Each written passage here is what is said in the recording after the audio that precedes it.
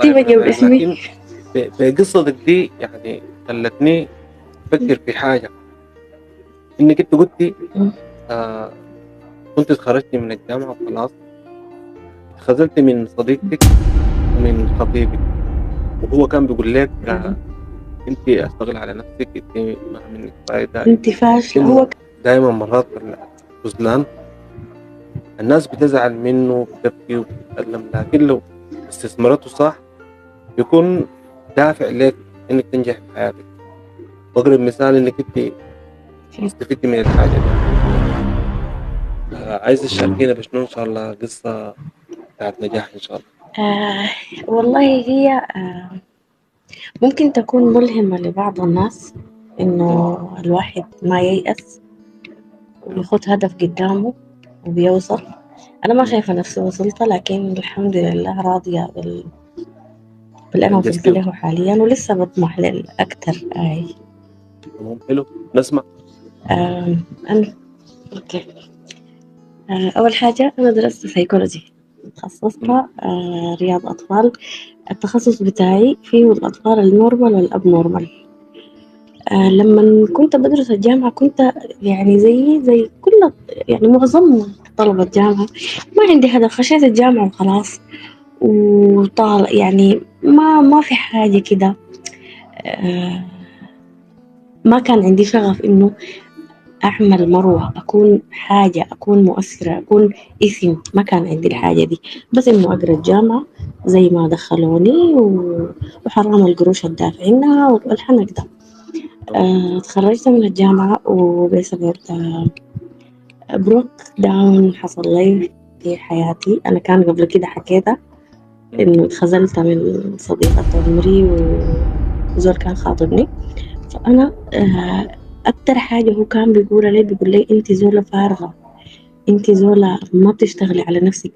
فأنا الكلام ده قدري ما أتذكر إنه هو سابني لي. أنا كنت الكلام ده كان يعني ما تتخيلوا، كان بيديني بوش لقدام بطريقة ما طبيعية. حلو. بديت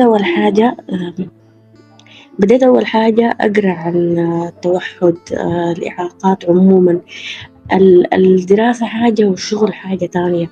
إحنا في الجامعة يعني بس أخذنا معلومات بسيطة، بعد ذاك التفاصيل بتاعت الشغل إلا أنت حرفيا تتفرم عمليا، تشتغل عملي كتير في مراكز كتيرة.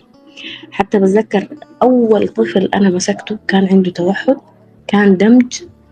الولد ده شرد، فتح باب المدرسة وشرد، وبسببه أبوه كان حيقاضيني. بسبب الطفل ده.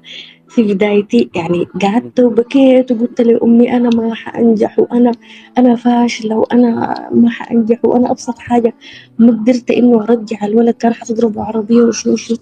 فبديت من هنا، بديت إنه لا، لازم أكون حاجة، لازم أشتغل على نفسي. كان عندي ذهب بعته ومشيت دخلت دورات تدريبية في مصر في المجال. حلو. كنت بدخل برضو دورات تدريبية أونلاين، كان قروشي كلها حرفيا. وأي زول عايز يهدي لي حاجة بقول له بس عندي دورة تدريبية في الحتة الفلانية عايزة أخش. مم. كانت حاجات غالية شديد، يعني في واحدة في الأردن وفي مصر، بس استفدت. ما بخلت على دراستك. نزلت خالص حلو. خالص على مجالي. تمام. في 2013 2014 لا اكشولي، نزلت. كان مركز البراحة لتدريب أطفال التوحد هنا في مم. شنبات. ده المديرة بتاعته هبة عبد العزيز، مصرية، كانت أول مديرة بتدرب الستاف، وأنا الحمد لله كنت من الأربعة اللي اتدربنا على يدها. حلو كلام. بعد ذاك طلعت من البراحة 2016، عملت الماجستير في التربية الدولية علاقتها بالأطفال. ما شاء الله.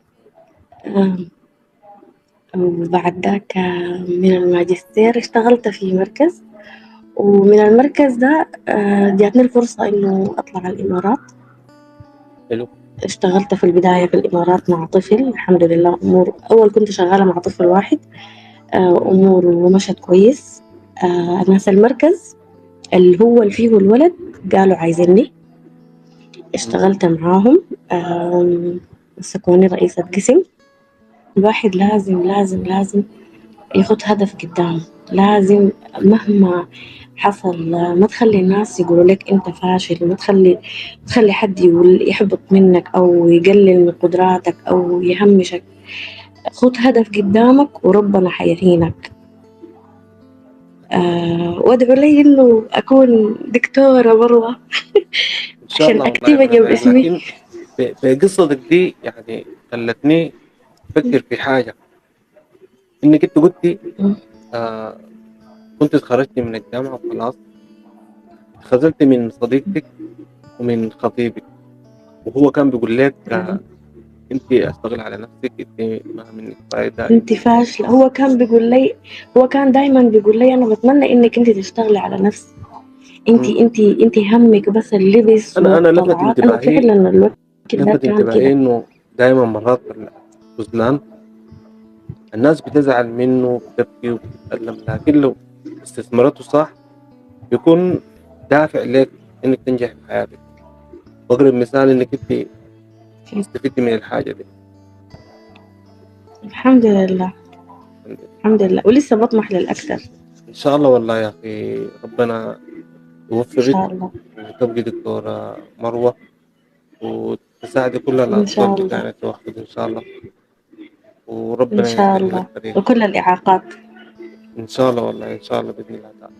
ان شكرا شاء لك الله. والله، قصتك جميله، واتمنى لك شكرا لك يا التفوق شريف. والنجاح مره ثانيه.